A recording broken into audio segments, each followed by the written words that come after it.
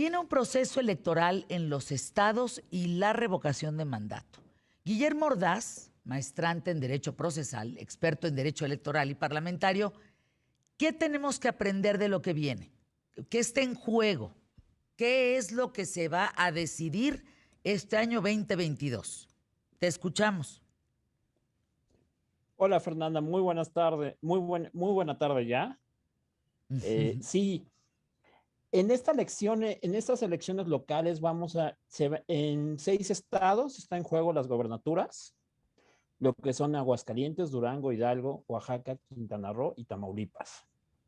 En estos, algunos partidos van a buscar refrendar y otros como Morena van a buscar sumar mayores escalafones.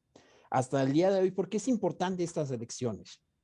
Porque hasta el momento estamos casi, la oposición tiene prácticamente la mitad de las gobernaturas y la otra mitad la tienen Morena y sus aliados.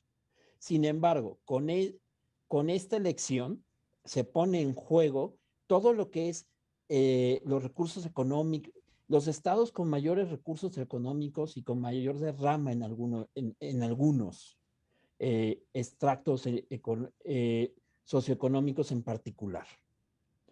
Por ejemplo, tenemos Durango, tenemos Quintana Roo y tenemos Tamaulipas, que son estados donde tienen un ingreso per cápita muy importante y que permite acercar o dar una idea de lo que va a ser el proceso electoral de 2024 para la presidencia de la República. Eh, ¿Cuánto hay de presupuesto? ¿Cuánto van a destinar, Guillermo Ordaz? ¿Tienes idea más o menos estos estados de la República cuánto irán a destinar para esta elección? Sí, claro. Mira, de entrada, quien va a coordinar todas estas elecciones va a ser el Instituto Nacional Electoral, el INE. El INE tiene un presupuesto más o menos de una base de más de 11 millones de pesos para esto, poquito más. Además, el INE tuvo que coordinar tanto el tema de revocación del mandato como la próxima elección, que también es algo de lo que estamos platicando, que de la revocación de mandato. Cuéntanos. Te escuchamos, Guillermo. Claro, a ver, esta elección es una elección concurrente, es decir, va a ser en varios estados a la vez, pero es una elección local. ¿Cómo funcionan este tipo de elecciones? Las coordina el Instituto Nacional Electoral a través de los OPLES, que son los institutos locales. Los institutos locales son los que van a coordinar cada una de las elecciones en estas entidades federativas. ¿Esto qué quiere decir? Que el presupuesto está dividido tanto en el OPLE como en el Instituto Nacional Electoral. El Instituto Nacional Electoral le destina una partida presupuestal para la elección local, pero la gran parte de ese presupuesto lo ejerce el instituto local de cada estado. ¿Quién es el árbitro en esas elecciones? A diferencia de los comicios federales, el árbitro son los institutos locales y los tribunales locales. Ellos son los que van a conocer de entrada de las quejas, que ya hay. De hecho, ahorita ya hay varios procesos internos de varios precandidatos de Morena, sobre todo. Mm. ¿Por qué? Porque quedaron inconformes, quedaron, no quedaron a gusto con la elección de los candidatos que se dieron en cada uno de sus estados. Esto sin duda va a ser un punto de quiebre para la elección, porque muchos de los candidatos que quedaron inconformes, si bien no van a poderse registrar por otro partido político, sí seguramente van a apoyar a esos partidos políticos, a los partidos de oposición. Eh, ¿Qué hay de la revocación? Ha sido muy discutida. ¿Qué sabes? Mira, la revocación de mandato el día de hoy, estamos está el Instituto Nacional Electoral en la revisión de las firmas. La revocación hoy te puedo decir que es un hecho que se va a dar durante el mes de abril. Está planeada, de acuerdo con la ley que la regula, para el 10 de abril, para el domingo 10 de abril. Sin embargo, el día de hoy y el día de mañana son súper importantes para este tema. ¿Por qué? Porque se está planteando en la Suprema Corte de Justicia modificar la pregunta.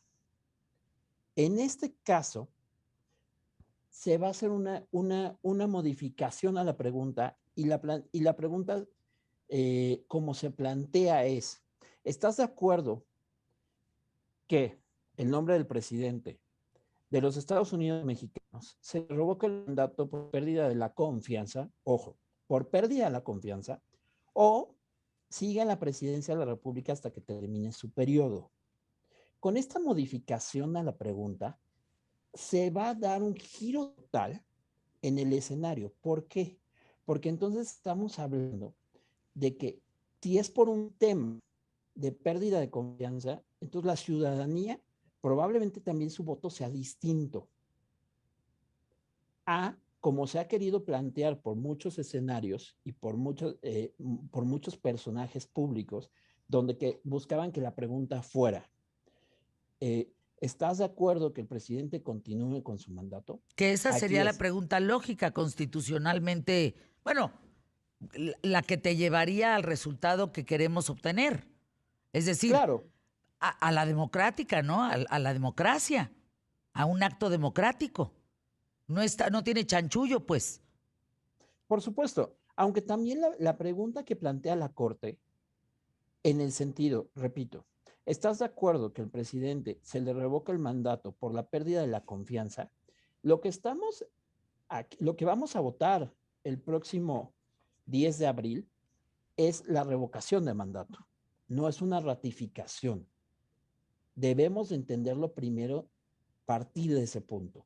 Entonces, partiendo que es una revocación de mandato, la pregunta que plantea la Corte sería correcta, haciendo esa interpretación de su origen, haciendo una interpretación teleológica y una interpretación estricta sobre cuál es el fin y el origen de la pregunta. Tú dirías la pregunta de la que no lleva el chanchullo, ¿no? La pregunta que es clara y que te lleva a una democracia. ¿Quiere usted que el señor termine o no el mandato? O después del mandato, donde termine este señor, pues habrá que entrar a elecciones otra vez, ¿no? Eso es lo que la Claro, democracia indica. sí, porque, O sea, no porque hay herencias aquí como ni testamentos, ni como se señaló, sí. exacto, el chiste de la pregunta es que quede muy claro. A ver, la consulta es para ver si él tiene la confianza de los ciudadanos y si en dado caso lo tiene, no se revoque. O sea, si tú quieres que se revoque o no. Simplemente es eso. La de chanchullo sería, ¿quieres que él se quede? Pues claro que se va a quedar. Constitucionalmente se tendría que quedar. Exacto. Por lo menos de aquí hasta el 24. Ahora, por lo general, y no sé si históricamente eso es lo que indica, digamos que las consultas de revocación de mandato se promueven por los detractores, no por uno mismo. Claro, sin embargo, este tipo de ejercicio, sí es un ejercicio ciudadano.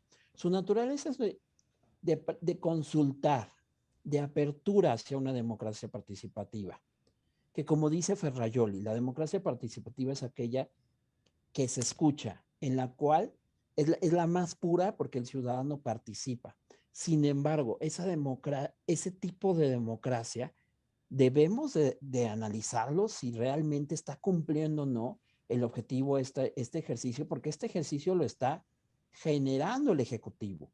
Y además, hoy en día quienes lo están operando son los mismos miembros del partido, que a través de asociaciones civiles lo están proponiendo, pero no es la sociedad civil.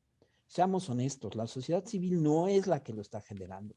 Sí. Lo está generando eh, una sociedad, asociaciones civiles pagadas incluso por personas, por figuras públicas.